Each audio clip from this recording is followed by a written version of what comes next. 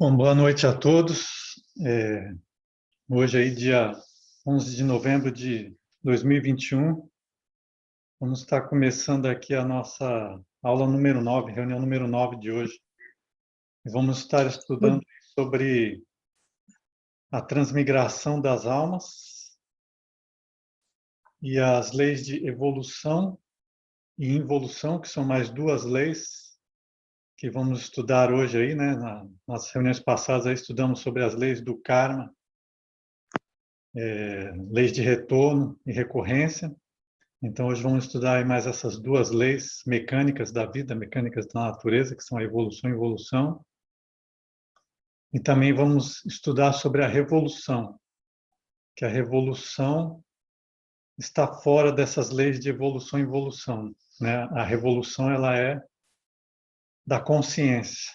Então, é um trabalho aí revolucionário que nós temos que fazer, que é justamente esse trabalho que nós temos falado aqui em todas as nossas reuniões, né? De revolução, de despertar da consciência.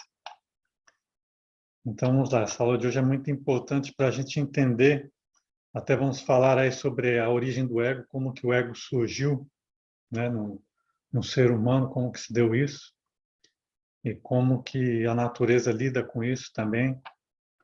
Então, muito boa essa reunião de hoje aí, meus amigos. Então, começando aqui com o tema da transmigração das almas, né, que vamos estudar hoje, o primeiro assunto de hoje. Esse aí ele é um conceito filosófico, né, muito antigo, que ele já era estudado desde os princípios da civilização hinduísta, né? Milhares de anos atrás, nos textos védicos. E se pesquisarmos aí na internet, vamos encontrar muitas referências e textos sobre esse assunto, né? E esses textos védicos antigos, eles já explicavam que a alma é imortal, independente do corpo. E que essa mesma alma, né, a nossa alma, ela passará por diferentes nascimentos, em diferentes cenários, diferentes corpos humanos, às vezes em corpos animais, vegetais ou minerais, indefinidamente. Enquanto a alma estiver presa a esse mundo, ela vai estar passando por isso, né? E a transmigração das almas, né, em outras palavras, ela também pode ser definida como a jornada ou a viagem que todas as essências fazem na natureza, desde que elas saem do absoluto. Ali na aurora da criação, elas saem do absoluto até o seu retorno, quando voltam ao absoluto, na grande noite cósmica. Então, tudo sai do absoluto e tudo retorna ao absoluto. Porque o absoluto ele tem infinitos ciclos de manifestação e de repouso. Então, quando o absoluto se manifesta e a vida entra aí em atividade, dizemos que se iniciou um grande dia cósmico, o Mahavantara. E quando o absoluto se recolhe, ele entra em repouso e aí toda a vida cessa e desaparece o universo se dissolve. E aí dizemos que se iniciou a grande noite cósmica, ou o Mahapralaya. Mahavantara e Mahapralaya, colocamos aqui, né, são dois termos sânscritos do hinduísmo, que eles designam aí os ciclos de manifestação e de repouso do absoluto. Então, essa seria a transmigração das almas. Agora, antes de entrarmos a fundo nesses conceitos de evolução e involução, bem vale a pena estudarmos um pouco sobre o arcano 10 do tarô. Esse que eu coloquei aqui, que é a roda da fortuna. O arcano 10, ele está totalmente relacionado com o tema da nossa reunião de hoje. Então, o arcano 10, ele nos ensina sobre a roda da vida. Essa roda da vida é a mesma roda do samsara, né, ou também chamada aí roda das antíteses, porque mostra as duas forças opostas. Essa roda, ela é o vale de lágrimas, do qual nos fala a Bíblia cristã. E essa roda também é a roda trágica dos renascimentos e mortes, a qual todos os seres deste mundo estão presos. Sejam homens, bestas, animais, vegetais ou minerais, todos nós, seres vivos, estamos presos a essa roda fatal. E o arcano 10 do tarô, a roda da fortuna, ele resume toda a sabedoria da roda da vida. Então, vemos aqui na tela, né, a lâmina 10 do tarô egípcio. Esse é o tarô egípcio. Poderíamos também olhar outros tipos de tarô, como o tarô de Marcélia, ou o tarô de Rider, né, Rider. Todos eles possuem mais ou menos os mesmos símbolos. Mas analisando aqui especificamente o tarô egípcio, e começando aqui pela parte central da figura, vemos então uma roda aqui no meio. E do lado direito da roda temos Anubis, né? Porque esse é o tarô egípcio. Então Anubis ele representa as forças evolutivas. E do lado esquerdo temos a Tifão, ou Tifon, que é o diabo. E ele representa as forças involutivas. A roda do lado direito ela sobe com Anubis. E a roda desce pelo lado esquerdo com o Tifão. Essa é a roda fatal da evolução e da involução, que são as duas leis que estamos estudando hoje.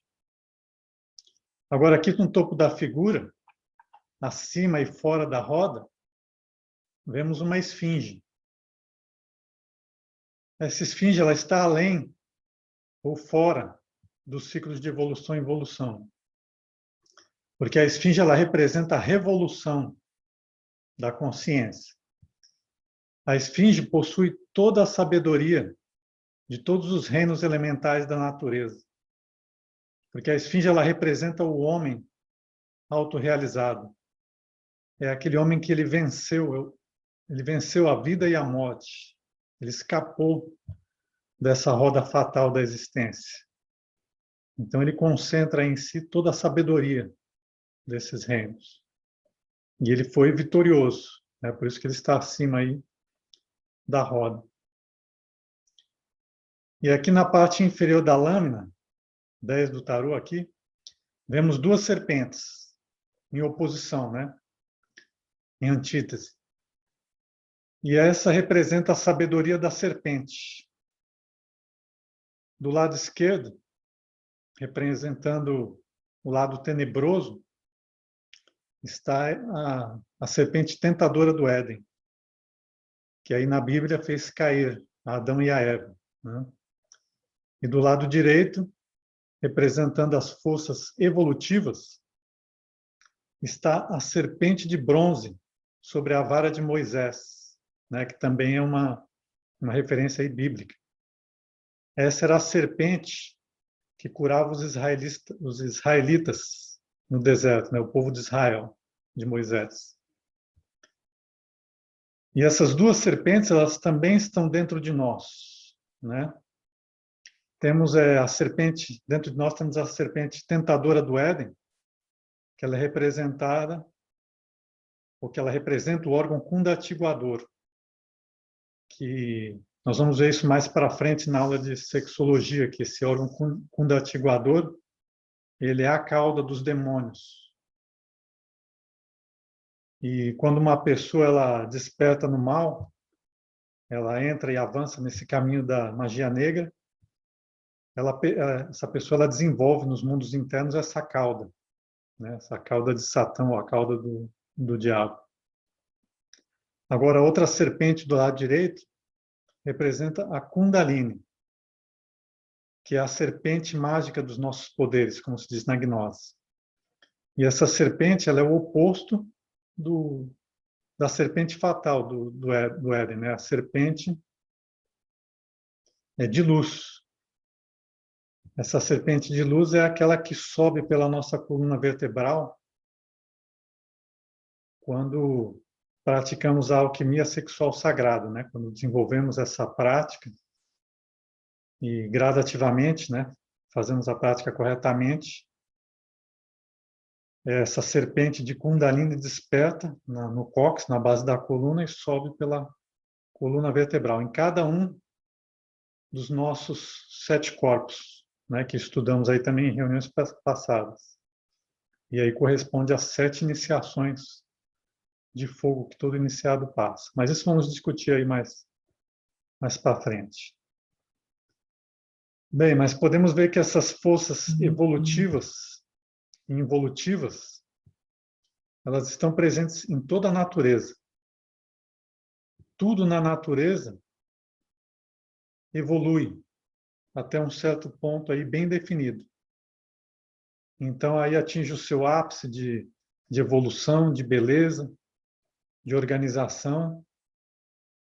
E aí depois de atingir esse ápice, é uma lei que tudo começa a evoluir gradativamente, chegando aí ao fim, ao término, ao esgotamento, ao desgaste e à morte. E tudo na natureza é assim, porque essa é mais uma lei mecânica da natureza, né? Como vimos aí, estamos o karma, retorno, recorrência, e essa é mais uma lei de evolução e involução. Então, como exemplo dessas leis, né, só para visualizar, temos uma criança, por exemplo, que ela nasce, se desenvolve, passa pela adolescência, atinge a idade adulta, e aí nesse ponto, geralmente ela alcança o ápice, a idade adulta, né, o ápice da força, do vigor, da agilidade, da beleza. E aí depois de um tempo, a lei da evolução começa a agir. E aí então o homem, né, o ser humano começa a perder a sua força, a sua vitalidade, a sua agilidade, começa a enfraquecer gradativamente, até morrer, né? Até a morte. E também vemos essas leis de evolução e involução agirem sobre os animais, sobre as plantas, né? As plantas aí crescem, se desenvolvem, depois um dia aí murcham, secam e morrem. Toda a natureza, tudo nesse mundo está sujeito a essa lei fatal, a esse ciclo, né? O círculo perpétuo, como falamos. E da mesma forma como ocorre com cada forma de vida física, assim também ocorre com a nossa essência. A nossa essência ela sai do absoluto e evolui até certo ponto, que já vamos estudar daqui a pouco. Depois, essa mesma essência, se ela não realiza um trabalho de revolução espiritual para escapar da roda da vida, aí ela começa a sua jornada involutiva, até retornar ao ponto de partida, para logo repetir o mesmo ciclo novamente. Então, esse ciclo se repete 3.000 vezes. Essa é a roda do Sansara, que gira 3.000 vezes. Mas vamos continuar aqui aprofundando sobre o tema.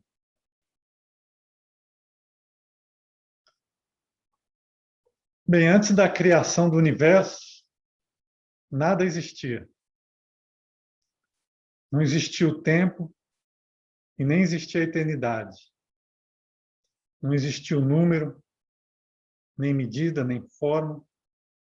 Não existia luz e nem existia trevas. O absoluto era imanifestado. Essa era a noite profunda do grande Pralaya, né, o Mahapralaya, como falamos aí. A grande noite cósmica. Então, o absoluto, em algum momento, ou que nem existia momento, nem existia tempo, o absoluto ele se manifestou. E aí o universo inteiro veio à vida, né? Aquela grande expansão.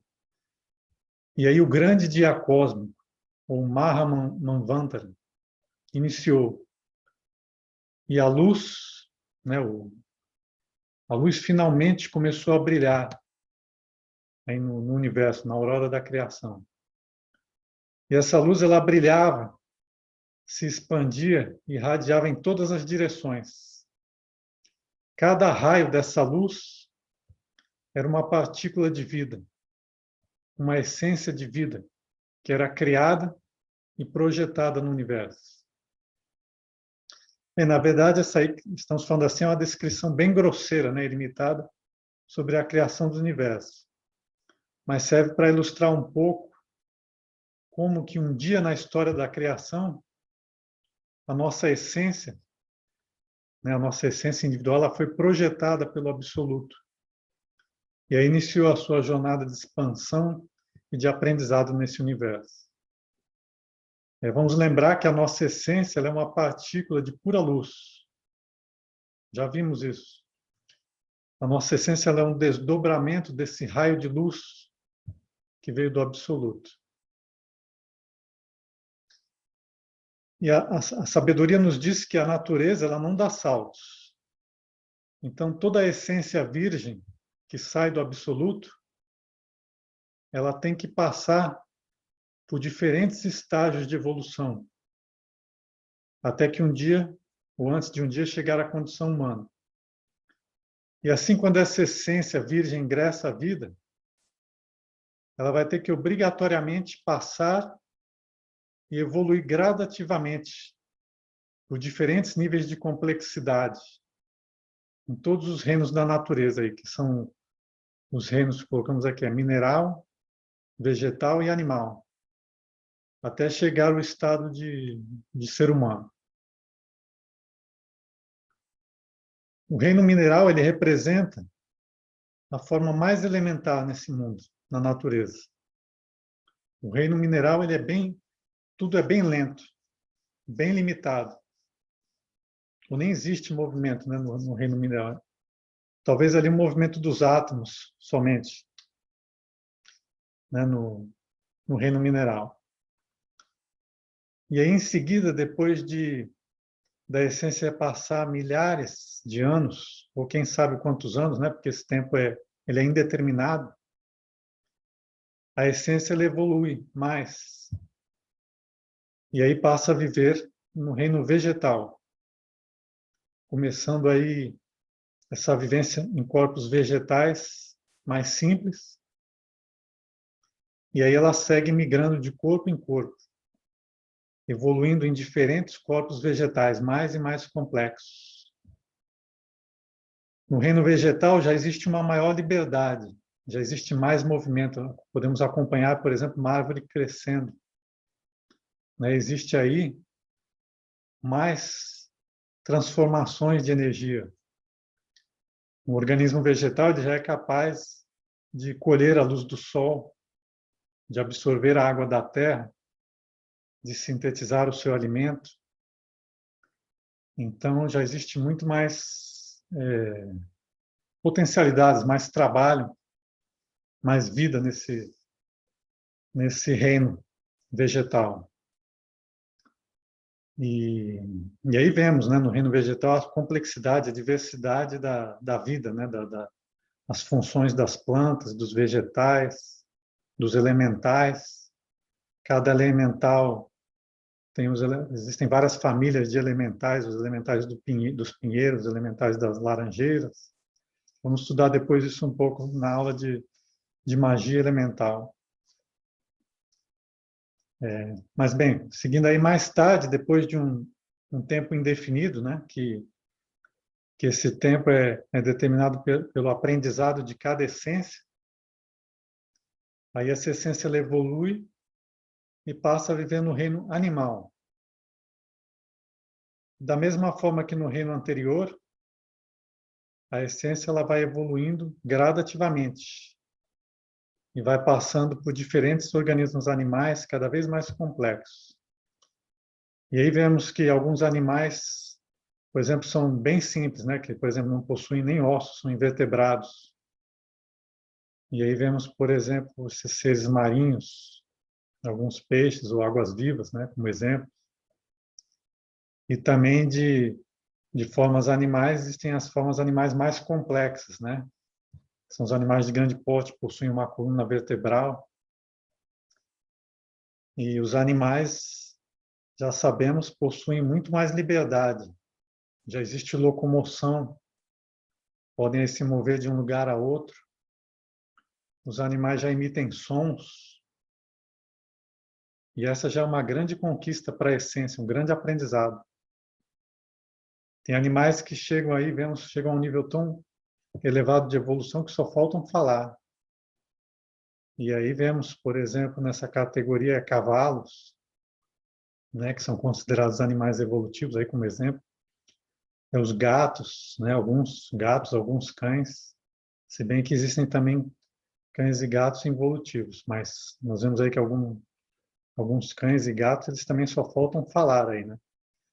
E esses animais, eles geralmente convivem, né? Inclusive aprendem com os seres humanos, né? Os elementais, eles aprendem com os seres humanos. Então, esses organismos minerais, vegetais e animais, eles são veículos físicos de essências que estão na sua jornada evolutiva pelos reinos da natureza, evoluindo aí cada vez mais em complexidade, né? Em potencialidades, até chegar finalmente à condição de humano. E aí agora temos que fazer um comentário, né? Isso que estamos falando aqui, da evolução, né, das essências nos reinos da natureza, não tem nada a ver com a teoria de evolução de Darwin, que nós estudamos aí talvez na escola. A teoria de Darwin, ela fala que os organismos celulares, eles vão ocorrendo mutações, né? Eles vão mudando e evoluindo no decorrer dos milhares ou dos milhões de anos. Mas isso não é o que estamos falando aqui. Não é porque a nossa essência ela evolui nos reinos da natureza, até a condição de humanos, que o nosso veículo físico está evoluindo junto. Ou então que antes, há milhões de anos atrás, nós éramos macacos e agora somos humanos. Não é assim. Né? A nossa essência que evolui nos diferentes reinos da natureza. Ora, habitando um veículo físico, no reino mineral, depois habitando aí um veículo vegetal, e depois um veículo, a essência passa a um veículo físico de complexidade animal, até que em determinado estágio da evolução, essa essência alcança, salta aí a um veículo físico, humano, né? E ganha um corpo físico, humano. Então vejam, né, que o organismo humano, ele teve o seu próprio desenvolvimento também gradual, através das raças desse planeta. O que não tem nada a ver com o desenvolvimento ou evolução celular aí dos corpos animais, né? Se não tiver claro aí, podemos aprofundar um pouco aí no final da apresentação aí, com as perguntas de vocês.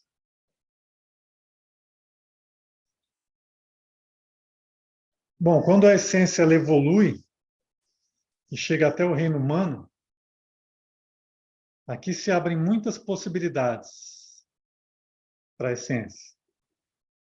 Porque como humanos, nós já não somos mais criaturas puramente instintivas. Nós, seres humanos, possuímos o intelecto. E como vimos, o intelecto ele nos permite ter aí uma capacidade de análise, de estudo, de discernimento. Como seres humanos, nós podemos fazer escolhas em nossas vidas. Podemos orientar as nossas ações, podemos mudar a nossa forma de vida, seja aí a nível individual ou coletivo, né? Podemos trabalhar, melhorar as condições de vida. Então, existe uma grande vantagem em nossa condição de humanos. E todas as essências dos reinos que estão vindo aí nos reinos evolutivos da natureza almejam um dia chegarem a esse nível humano, né? E assim poderem expandir, elevar o seu aprendizado aí ainda mais. Agora, assim como nos reinos anteriores, a evolução da nossa essência através das sucessivas vidas, ela vai se dando aí através de diferentes estágios de aprendizado. Porém, é diferente, né? Diferentemente dos reinos anteriores, em que não havia ali, né, comentamos, não havia um número de vidas fixos. Agora, na condição humana, nós temos um total de 108 existências.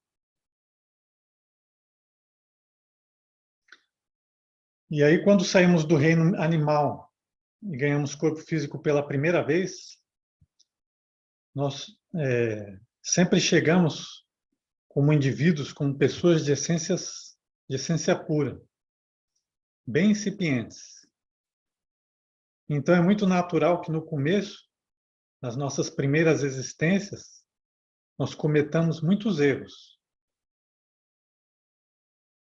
E aí, cometendo esses erros, né, inocentemente, no decorrer das sucessivas existências, o que acontece? Nós vamos nos complicando aí cada vez mais, né, fazendo inocentes escolhas equivocadas, né, que vão gerando consequências kármicas, vão cristalizando formas mentais, né, mais grosseiras, que aí, por fim, acabam se convertendo nos nossos egos, nos nossos defeitos psicológicos.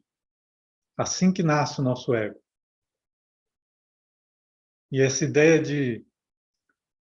ideia equivocada de separatividade que temos, né, de individualidade egoísta, porque na realidade nós somos um, mas porque esquecemos isso e desenvolvemos essa individualidade egoísta, isso se fortalece na nossa mente. E assim as nossas existências elas vão passando e criamos cascas ao nosso redor cada vez mais grossas. A nossa mente ela se complicou,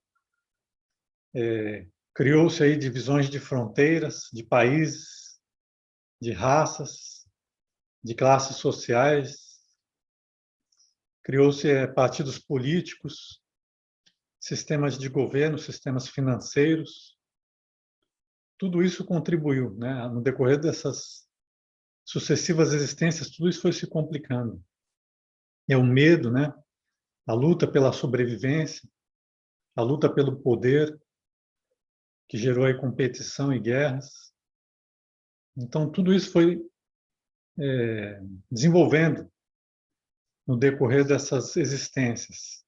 E agora chegamos aqui nesse nível, né, como humanidade, a esse mundo que temos hoje diante de nós. Porque agora estamos aí num fim de ciclo, né? As pessoas, a maioria das pessoas está bem próxima aí, se não estiver no seu número de existência 108, está aí bem próximo, né? Bem, então agora podemos entender como que surgiu o ego, né? Falando assim de uma forma geral em termos de humanidade.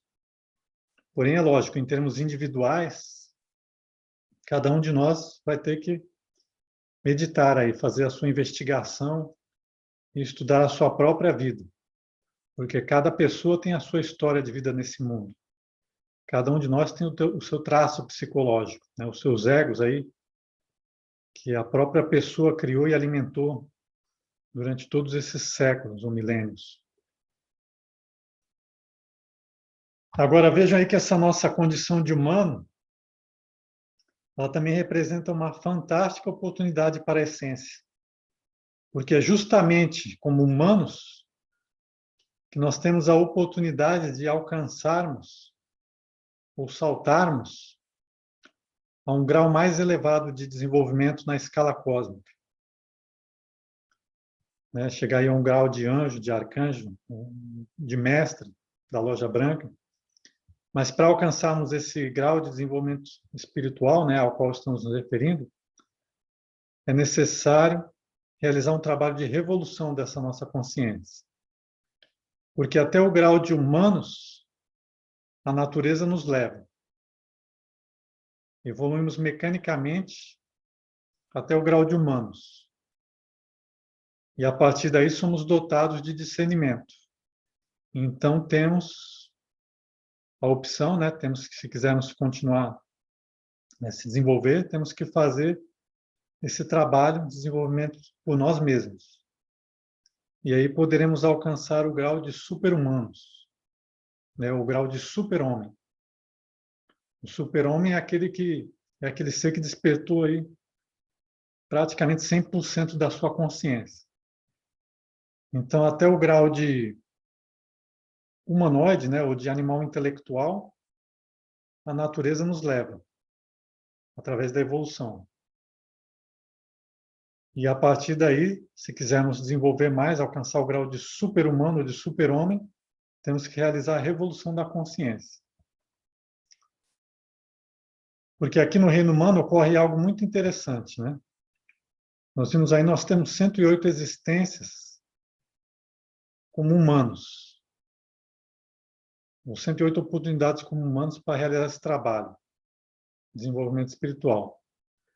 Agora, caso não consigamos realizar esse trabalho, né, se seguimos aí o curso mecânico da natureza, aí seremos conduzidos aos reinos involutivos da natureza, regredindo a estados aí cada vez mais grosseiros da matéria, evoluindo aí então, regredindo a estados, a organismos animais, vegetais e minerais grosseiros, né? Até sermos aí totalmente dissolvidos nos mundos inferiores. E talvez alguém poderia até perguntar, né, por que existe esse limite de 108 vidas? Bom, esses 108 vidas, primeiramente, representa as 108 contas do colar de Buda, né? Ou 108 voltas sagradas, 108 voltas que o Brahmani dava ao redor da vaca sagrada, né? No hinduísmo, né? Apenas assim, numerologicamente, esse seria o significado desse mundo.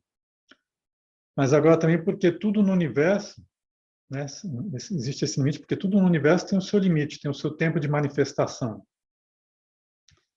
E assim também a nossa essência, ela tem o seu tempo de permanência, né? Não só no reino humano, mas em cada nível da natureza. É uma roda com giro contínuo, que nunca para.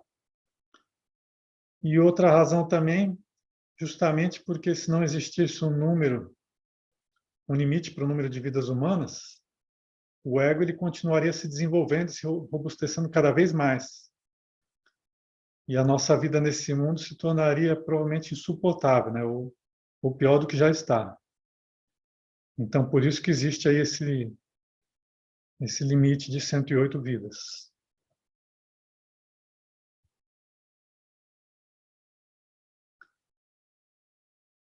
Então, cessando aí o número de 108 vidas de existências humanas que temos nesse mundo, a lei mecânica da natureza, ela nos leva a ingressar aí nos reinos involutivos da natureza. A passagem pelos reinos involutivos da natureza é algo terrivelmente lento e doloroso. Os reinos involutivos, eles se localizam aí na dimensão astral inferior, né? Já vimos isso na reunião das dimensões aí. Esse é o Inferno de Dante Alighieri, né? Que ele descreve aí no seu livro A Divina Comédia. E vimos já que existem 9 ciclos inferiores, né, no submundo. Agora, quanto mais profundo avançarmos através desses ciclos, né, durante a involução, mais ou maior será a densidade atmosférica de cada ciclo, né? Maior será a lentidão e o número de leis em cada ciclo, né?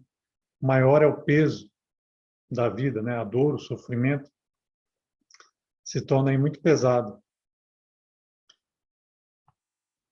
E assim, dessa forma, existem essências presas dentro dos egos, né? Sabemos que que a nossa essência está presa dentro do nosso ego. E esse nosso ego evolui e, primeiramente, né, em determinado estágio, essa essência que evolui dentro do ego, vai habitar corpos animais, né, descendo aí na escala involutiva. E aí, esses corpos de animais involutivos, como exemplo, poderíamos citar aí os ratos, as baratas, né, formigas, esses animais todos aí que vivem na sujeira ou no esgoto. Ou então aí também morcegos, né, que vivem na escuridão e vivem de cabeça para baixo. Porcos, que vivem na sujeira também. E interessante aí que a carne de porco é muito apreciada aí, né, pelas pessoas, né? Essa carne de porco, ela é uma carne bem pesada, ela possui átomos involutivos, porque o porco é um animal em involução. E esses átomos são bem densos.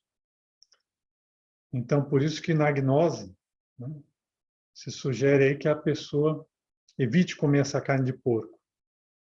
Principalmente se ele estiver fazendo um trabalho de alquimia sexual, né, transmutando as suas energias. Porque a energia que nós usamos para trabalhar no laboratório alquímico, ela é extraída dos alimentos. Então, o porco, como já falamos sobre alimentação, o porco ele não tem uma energia positiva, né, luminosa. Então, devemos evitar aí essa carne para ter uma energia vital mais positiva, né, mais bem polarizada para podermos fabricar aí os nossos corpos de alma, né, trabalhar com a alquimia. Bom, também existem aí egos, né, descendo aí, que evoluem e habitam corpos vegetais involutivos. E aí já nesse reino vegetal involutivo, o reino vegetaloide, a densidade aumenta muito mais. E se antes, como animais involutivos, ainda existia algum movimento, né, uma locomoção, agora já no reino vegetal inferior, existe muito mais limitações, muito mais lentidão e sofrimento, menos movimento.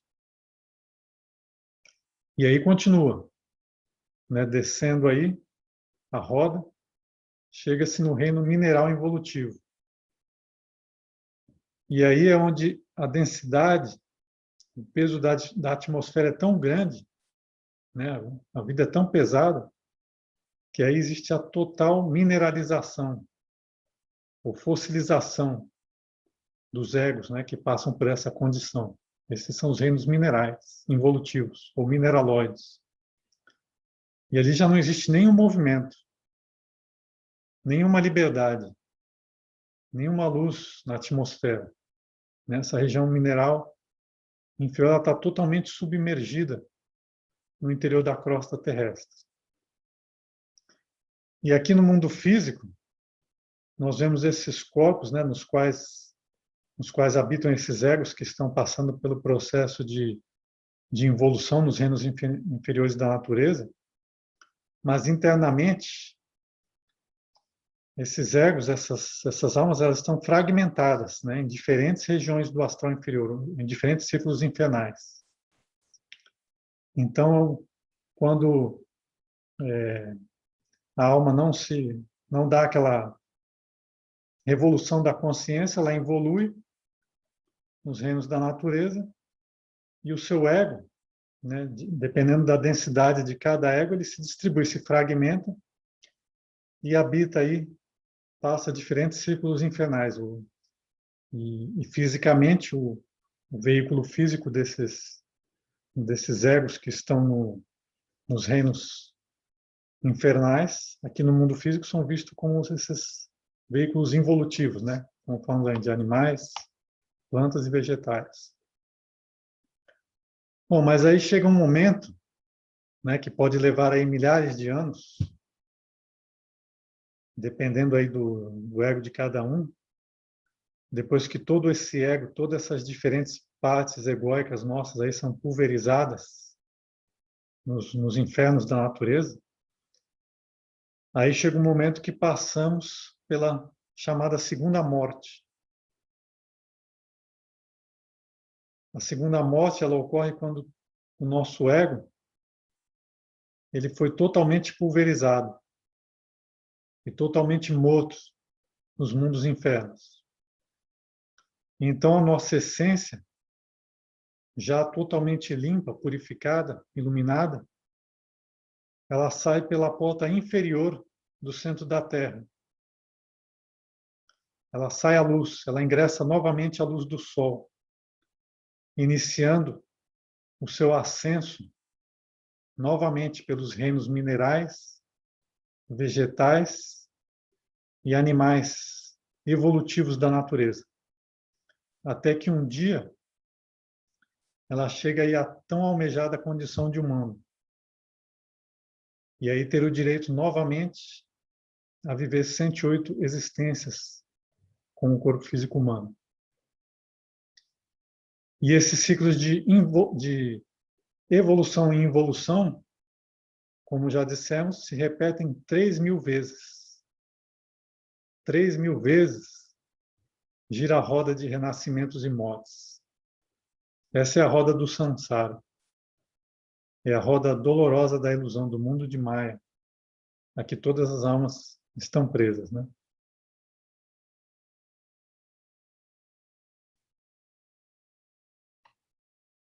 Então, como vemos aí, falamos das leis da evolução e da involução. Essas leis mecânicas, elas não aperfeiçoam ninguém.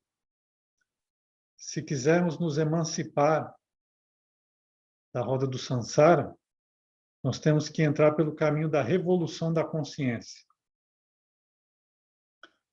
E aqui estamos tratando desse assunto gradativamente em nossas aulas, em nossas reuniões, porque sabemos aí que a assimilação desse conhecimento e a compreensão, ela se dá aos poucos. Então, gradativamente aqui estamos construindo uma base de conhecimento, expandindo o entendimento de todos esses conceitos espirituais, né, gradativamente, para daqui logo a umas 2 ou 3 semanas, nós já vamos estar aí estudando e praticando efetivamente a técnica de eliminação do ego, ou morte psicológica, né, que é o primeiro fator de revolução da consciência. Então, já estudamos aí em reuniões anteriores, né, colocamos aqui na tela de novo, que existem 3 pilares ou fatores para a revolução da consciência, né? Então, o primeiro fator seria justamente esse aí que acabamos de falar, né, que é a eliminação do ego. E o segundo fator, já falamos também, é a fabricação dos corpos solares, né, ou dos veículos aí superiores que nos permitem cristalizar, que seria o assento da nossa alma. Isso se dá através da alquimia. E o terceiro fator é o amor, ou a caridade universal, né, que é o sacrifício, o serviço desinteressado que fazemos pelas pessoas, ou então pelo benefício de todo o universo, pelo benefício da vida. Porque tudo nessa vida, né, no universo, é regido pela lei do amor. Nós estamos aqui vivos pela lei do amor divino. Então, temos que entrar em harmonia com essa lei do amor se quisermos um dia nos fundir com o nosso real ser divino, né, que ele é puro amor. Então, temos que fazer esse trabalho aí de autorrealização, de revolução da consciência. Então, esses seriam aí os conceitos que queríamos apresentar. Agora vamos abrir aí para as perguntas, ou então algum conceito aí que vocês quiserem que a gente expanda aí, que comente mais, pode ficar à vontade aí para falar.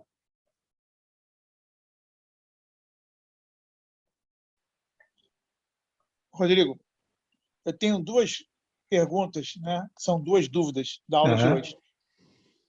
A primeira seria com relação, você falou da evolução da essência, né, e a involução dos egos. Só que você vai evoluindo até chegar no reino animal e no reino animal racional, que seria os humanos, não é? Só que você vê no dia a dia espíritos, né, no reino animal racional que se comportam piores do que os animais. Como eu trabalho com animais, sou zootecnista veterinário, então eu vejo que tem alguns espíritos que são muito rudes, muito, na minha visão leiga, muito pouco evoluídos, menos evoluídos do que alguns animais. Qual seria a explicação para isso? E a segunda pergunta, ou você prefere responder essa e depois eu fazer a segunda? Vamos responder essa aí, que senão eu esqueço da segunda depois. É meio complexo.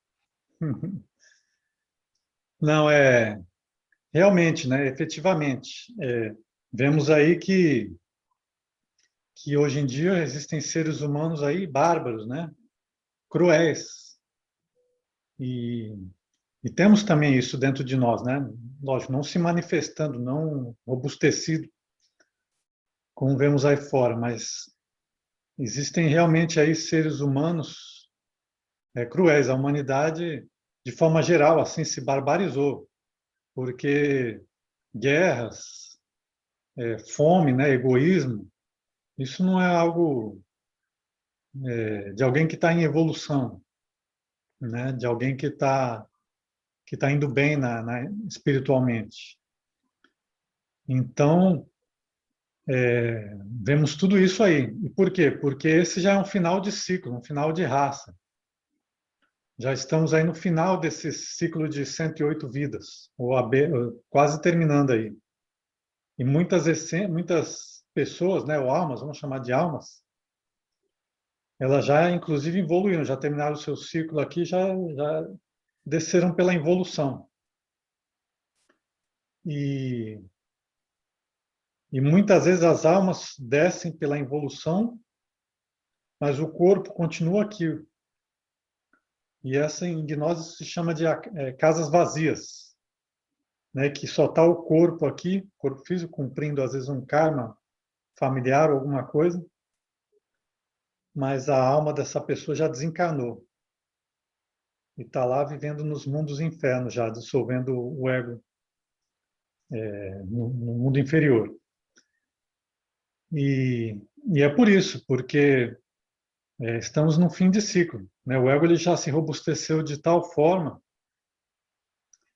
de tal grau que é isso que vemos aí, o reflexo do que vemos aí no mundo hoje, né? Guerras, tudo isso. E como estamos no final de ciclo, né? Aí se fala, né? Que vai ter uma transformação, uma renovação na superfície da Terra. E aí não sabemos como, né? Aí várias correntes, escolas filosóficas, religiões, cada uma ao seu modo fala aí dos fins dos tempos, né? O fim do mundo, o apocalipse. E estamos vivendo esses tempos, né? Não sabemos como o mundo vai acabar, quando vai acabar, se é amanhã, se é daqui a ou no ano, diziam que era no ano 2000 antes, ou no ano 2050, ou daqui a 100 anos, não sabemos, né? Mas é fato que a Terra é povoada por raças, né? E estamos agora na quinta raça, que é a ariana. A raça que antecedeu a nossa foi a raça Atlântida, né? Que também teve ali, passou por milhares e milhares de anos, e no final também teve a sua evolução, e afundou nos mares, e depois de aí, milhares de anos surgiu a nossa raça, a ariana começou a habitar esse planeta. E agora já temos aí milhares de anos nessa raça. E, e agora estamos aí no fim de ciclo. Então, por isso que vemos essas barbáries, essas coisas horríveis. Mas tudo isso tem um limite, né? E, e a divindade intervém, a natureza intervém mecanicamente, né? A lei mecânica da natureza, e recolhe essas almas que não realizaram esse trabalho, que simplesmente deixaram os seus egos se robustecerem durante essas 108 vidas. E a natureza recolhe essas almas e leva à involução. E aí a natureza vai ser habitada no futuro pela sexta raça, que vão ser almas aí purificadas, né? Que se iniciam seu ciclo, almas mais espiritualizadas. E aí, novamente, a raça vai ter aí, né? Talvez faltou aí falar do conceito aí das idades, né? De cada raça, que tem a idade de ouro, de ouro, de prata, de bronze e de ferro, né? Então, cada raça ela tem essas 4 idades aí, o yugas, né? Que chama no hinduísmo. Então, estamos aí nessa idade de ferro, depois vem a próxima raça, na idade de ouro, e aí tem esses ciclos, né, do planeta Terra. E aí, como você falou, quando comparamos a humanidade atual, né, ou alguns seres humanos atuais, bárbaros aí com animais, né, vemos que eles são piores que os animais, porque os animais, como discutimos aqui, eles são essências puras, que estão subindo na sua evolução, na escala da natureza, são essências puras, pura luz. Cada elemental desses minerais, né, esses minerais evolutivos, vegetais evolutivos, animais evolutivos, pega aí algum cachorro, evolutivo, um cavalo, essa criatura ela tem puro amor, né, inocência, pura luz. E é isso, e um dia essa essência que está evoluindo alcançará o nível humano. E aí, quando chegamos aí no nível humano, né, repetindo, chegamos puros, né? Chegamos bem simples, a nossa mentalidade é bem simples. E aí vemos essas tribos, às vezes, aí, pessoas, às vezes, geralmente pessoas do campo, né? Pessoas mais simples, não que elas estejam na sua existência mas só comparando, né? A barbárie com a simplicidade, né? Com a pureza. Então, nos primeiros retornos como humanos, somos pessoas simples aí, né? Que, lógico, temos medo, né? Cometemos erros, experimentamos prazeres, aí queremos repetir aqueles prazeres e vão gerando resíduos, cristalizações e o ego vai se formando. Até que chega no final, o ego se robusteceu tanto que vemos aí a barbárie, né? Então, mas isso, como dissemos aí, tem um fim. E uma coisa interessante, não necessariamente uma alma ela precisa chegar na sua vida número 108 para ingressar na involução. Às vezes o ego se robusteceu de tal forma que a divindade ou a mãe divina, né, já envia essa alma ao inferno para dissolver o seu ego ali, né? Porque senão esse mundo seria muito pior ainda. Então isso também é possível, que a mãe divina, que a divindade encurte esse tempo aqui como humano para encaminhar o inferno nas almas que já não têm nenhuma oportunidade de nenhuma esperança espiritual, né? Então isso também é possível. Então essa seria a razão pela qual vemos a barbárie aí, né? Homens às vezes piores do que os animais. Não sei se aclarou aí ou quer que ampliemos. Você me falou que nós temos 108 possibilidades de reencarnar, não é? Mas que a gente pode evoluir antes, é evidente, dependendo da nossa essência. Agora, quando a gente vem, nas primeiras vezes, a gente vem um ser muito puro, com muita luz. E decorrer das vezes que a gente volta, nas reencarnações, os egos vêm adquirindo cada vez, vem adquirir cada vez mais força. Então, a tendência não é que cada vez que você venha nesse plano espiritual, que a gente sabe que não é um dos melhores, né? Nesse plano físico, você diz? Nesse plano que nós estamos, Uhum. nesse, né? Uhum. a tendência é os egos cada vez piorarem. Porque nós temos tudo de ruim nesse plano espiritual, não é? Para que a gente possa ter os egos cada vez mais contaminados ou corrompidos. Ou eu estou errado?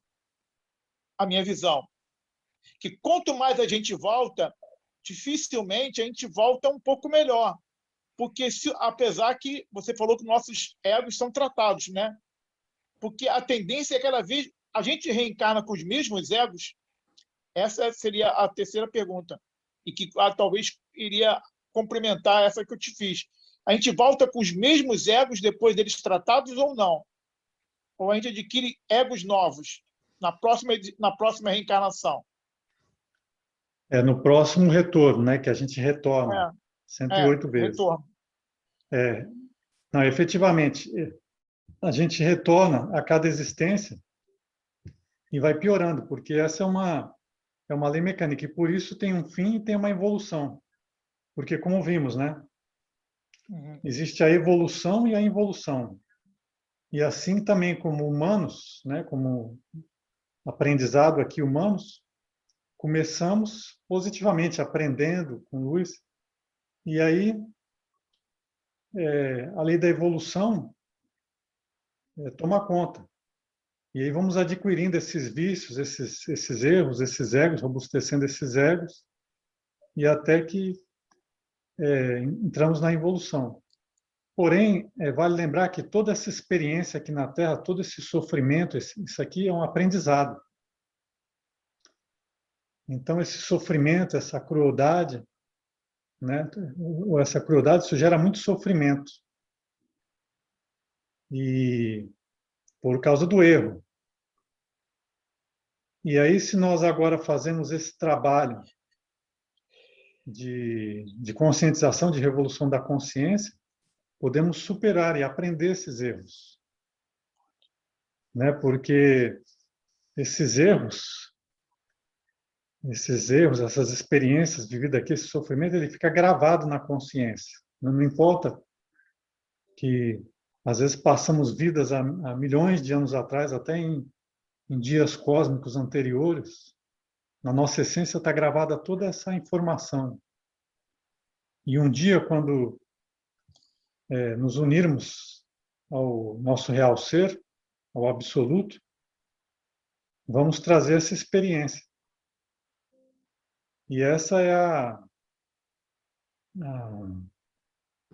finalidade da vida, é a experiência. O absoluto se expande, né? E retorna, se contrai, né? Se expande e se contrai. Mas quanto mais longe do absoluto, né? Mais escuridão, mais longe estamos da luz, do amor, né? Mas aqueles são já os limites inferiores do universo, né? Como vimos, das infradimensões. E aí, quando retornar, vamos ter a essência vai ter essa experiência. E aí você tem a experiência do bem e do mal. Né? Você passou além do bem e do mal. Então, é uma essência, quando você experimentou o erro, né? Quando um dia você experimentou o erro e você se arrependeu daquele erro, você possivelmente, ou provavelmente, nunca mais vai voltar a reincidir naquele erro, se você realmente se arrependeu. Né? Se você botou a mão no fogo e queimou, você nunca mais vai botar a mão no fogo. E da mesma forma, os egos, essa vivência aqui na Terra. Nós estamos vivendo, passando por tudo isso e aprendendo de uma forma mecânica, né? De uma forma dolorosa, mas é porque não temos consciência. E aí, aprendendo isso, começando a observar, analisar, se arrependendo, se dando conta, compreendendo, entendendo como tudo isso aconteceu, né? Como que eu desenvolvi esses vícios, como que eu cheguei a essa condição de dor. Aí eu me arrependo de tudo isso, faço consciência, e aí a minha consciência expandiu, eu despertei a consciência. E aí, com essa consciência, eu não vou mais voltar a fazer aqueles mesmos erros. né? Não vou mais passar por aquilo. Então, é assim cada área da nossa vida, né? Cada aspecto psicológico que temos. Vamos fazendo consciência.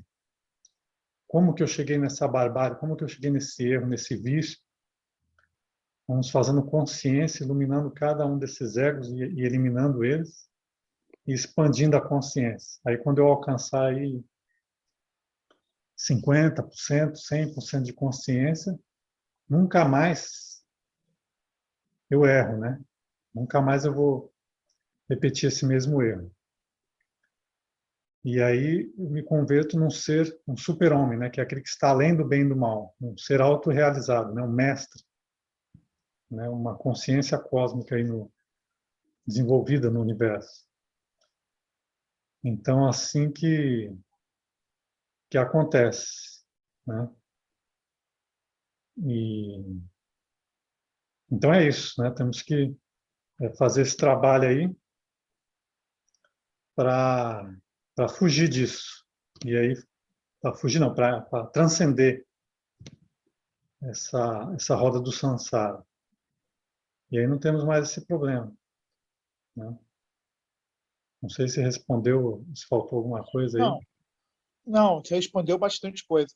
A única dúvida que ficou é com relação, porque eu fiz duas perguntas, na realidade, em uma, é com relação aos egos. Quando a gente desencarna, é dividido em três partes, não é? Os egos vão para o umbral ou limbo, como você quiser definir.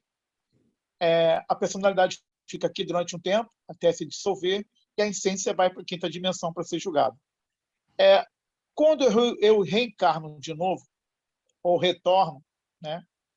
Os egos, eles passaram pelo limbo, foram julgados lá, né? Ou foram tratados. Eu retorno com eles de novo ou não? Eles Na teoria, retornam, eles retornam, né? sim. Agora, por que alguns vícios retornam junto? Se eles passaram pelo tratamento no limbo.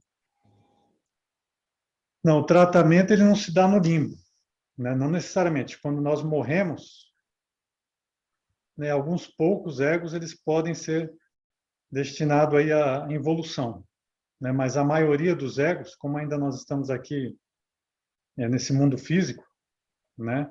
Ou Sim. ainda estamos nesse ciclo humano, mesmo que estejamos desencarnados, mas esses egos eles ficam, alguns podem ir ao habitar seres involutivos, né, no inferno, mas a maioria ela fica aqui, e fica enquanto não nascemos de novo, ela fica no limbo, no umbral, né? Todos os egos ficam lá, eles não morrem.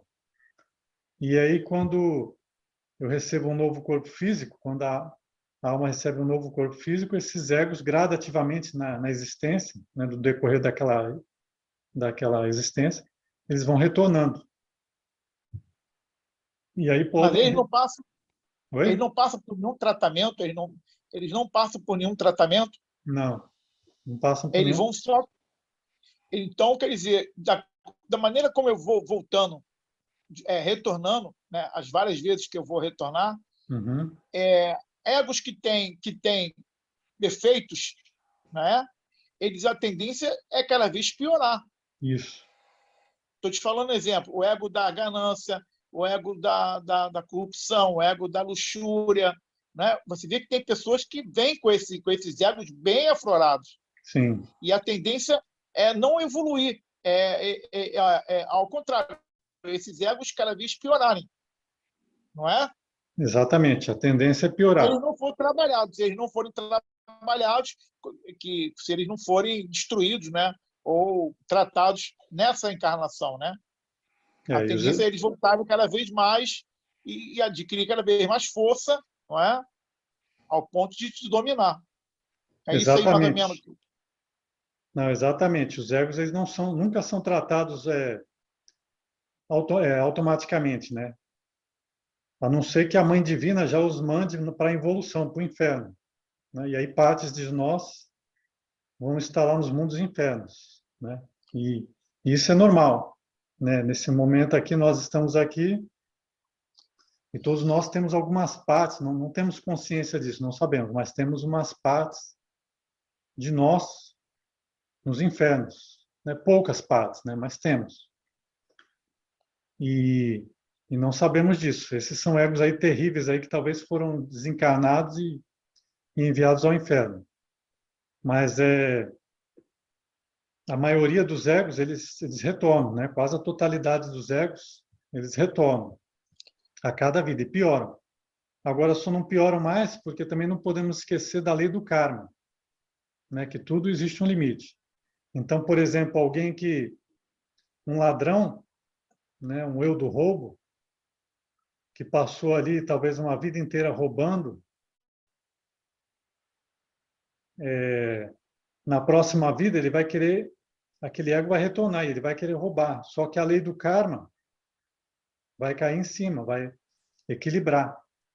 Não vai permitir que aquele ego continue. Então, o que vai acontecer? A pessoa vai ter um karma, talvez nasça aí com alguma condição que lhe impeça de roubar, né? Talvez alguma deformidade física, alguma coisa.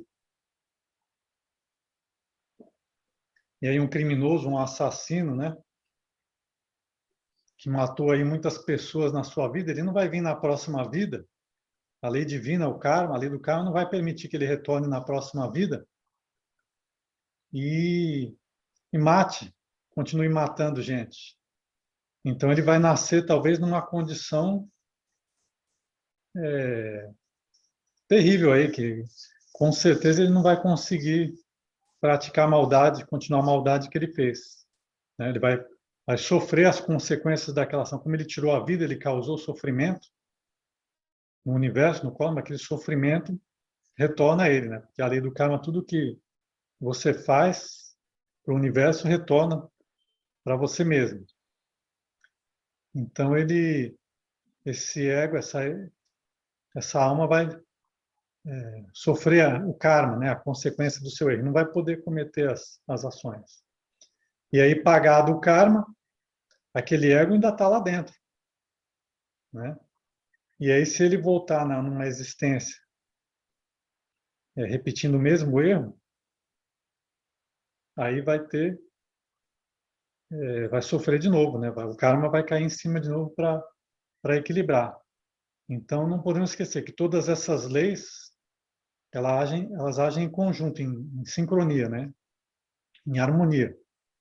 Então, são leis que temos sempre ter em conta, né? Que é a lei do retorno, que o ego sempre retorna, a lei da recorrência, sempre o ego retorna para querer repetir os mesmos dramas, os mesmos erros, os mesmos vícios. Porém, existe também a lei do karma, certo? Que equilibra isso, né? Então, como vimos aí, se eu fui não sei, um mau filho, né? Dei muita dor de cabeça aos meus pais, né? Causei muito sofrimento, possivelmente, num retorno futuro, a lei do karma possa ajustar todos os personagens aí, de uma forma que eu vou estar numa família e eu vou ter filhos que vão causar aquele sofrimento. E ali aquele sofrimento, né, o objetivo do karma ali é a gente se conscientizar, né, a gente fazer consciência de tudo aquilo, passar por aquilo, né? Por exemplo, um pai que tem um filho que lhe causa dor, ele sente muita dor, um pai vendo um filho sendo ruim, né, cometendo erros, causa muita dor. E aí aquele pai, na consciência daquele pai, vai ficar gravado aquilo, aquele sofrimento. E talvez a consciência, né, a essência aprenda, né, que se eu tenho um mau filho, esse filho me causa sofrimento, então seria bom se eu tivesse um bom filho. Então, o ideal seria ser um bom filho, sempre ser um bom filho para o meu pai, né? Então, porque o sofrimento, às vezes, o sofrimento, karma, as pessoas fazem consciência, né? Aprendem uma lição. O sofrimento, ele nos ensina algumas lições. E, lógico, também muitas vezes não aprendemos nada, né? Mas o ideal é que Rodrigo, aprendamos com o sofrimento. Então, por isso que temos, tem essas leis se balanceando. Sim. tem um exemplo interessante, que é o do Uhum. Steve Hawking, aquele grande gênio, né, Steve Jobs. que veio com o decorrer do tempo, ele foi se deformando pelaquela doença, né, genética que ele veio junto. Ali, aquelas deformações que ele adquiriu com o decorrer do tempo foi uma limitação do karma. Talvez se ele não tivesse aquelas limitações, os egos dele seriam muito grandes. Foi uma maneira de segurar um pouco os seus egos, porque ele era um gênio, né? Era na visão de um leigo, um espírito bem avançado. Como é É, que você consegue ver a questão dele?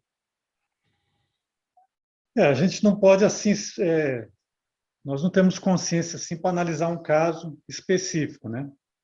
Mas em geral, uma condição, uma pessoa que desenvolve uma condição assim, uma enfermidade, né, tão forte, né, tão grave como essa, né, às vezes uma coisa tão debilitante assim, isso é um karma, né? Isso certamente é um karma. Agora não sabemos aí por quê, né, como que chegou a isso, né? E E também não podemos dizer assim se foi uma maldade ou o que foi alguma ação, né? Alguma escolha que a alma faz, né? Que numa existência futura foi determinado o karma de voltar com o corpo físico com aquela debilidade, né? Que não tem cura, né? Não tem retorno. Então seria a lei do karma. Agora o motivo não podemos saber aí, né? É difícil saber cada caso aí específico, porque a lei do karma aí tem muitas. É uma lei da consciente, né? Dos senhores da lei. E às vezes eles enxergam toda a nossa história, né? Do futuro e do passado que fizemos. Eles sabem como ajustar isso aí, né? Quem sabe? Porque muitas vezes, por exemplo, e a gente não tem consciência disso, mas muitas vezes a lei do karma, a gente paga o nosso karma a prazo, em prestação. Então, às vezes eu fiz uma coisa, por exemplo, eu fiz uma coisa muito ruim na minha vida e talvez o karma não venha agora, na próxima vida, de uma vez. Eu pago esse karma a prestação em vidas diferentes. Agora, é possível também, e a gente não sabe, que talvez o ser, né, a lei divina tenha algum plano, ou planos para aquela alma, e precisa assim, não, essa pessoa, vamos zerar o karma dela de uma vez. E aí a vida dela vem puro sofrimento, né? Uma coisa quase que não impossível de viver ali, de tanto sofrimento. Então, porque a lei divina resolveu resgatar todo aquele karma de uma vez, né? Isso é possível. E aí na vida seguinte a pessoa talvez, não sei quais são os planos aí da lei divina do ser daquela pessoa, vai ter alguma missão ou algum aprendizado a passar, né? E tinha que já ter quitado aquele karma. Então não podemos dizer aí porque a minha vida é melhor e a vida daquela pessoa é mais sofrida que espiritualmente eu estou mais evoluído, né? Ou eu sou melhor. Então existem muitos aspectos aí que desconhecemos, né? Nessa lei do karma. Por isso que é difícil julgar aí ou afirmar ou determinar ou explicar a condição das pessoas aí, né? À nossa volta. A menos que tenhamos consciência desperta, né? Aí sabemos. O mestre Samael, se nós lemos os livros do mestre Samael, existem livros que as pessoas lá têm perguntas e respostas. Aí a pessoa faz uma pergunta para o mestre lá: mestre, por que eu estou passando por isso nessa vida, nada dá certo, ou eu tenho problema com o meu filho? Aí a resposta do mestre ele fala imediatamente, porque ele é desperto. Ele fala: você está passando por essa situação porque na sua vida anterior você viveu em tal lugar e você fez isso, né? E que gerou essa consequência que você está passando agora. Então, o mestre ele era desperto, ele tinha consciência para saber, para ver, tinha clarividência para ver todas essas coisas. Agora, a maioria de nós não temos, né? Então, fica difícil aí explicar ou julgar o que está acontecendo. Entendi. Entendi, obrigado. Uhum. Mas é importante ter esse conceito aí do ego entendido, né? De como todas as leis atuam simultaneamente. Aqui apresentamos as conferências, as reuniões, os temas em paz, né? Mas tudo isso age em conjunto. Então, o ego ele vem, se robustece, mas ao mesmo tempo existe a lei do karma que contrapõe, né? Balanceia aquilo, porque senão é o que você falou, o ego sim, ele continuaria robustecendo, robustecendo, piorando, piorando, e o mundo viraria um inferno, pior do que já é. Não, tem essas leis balanceando aí.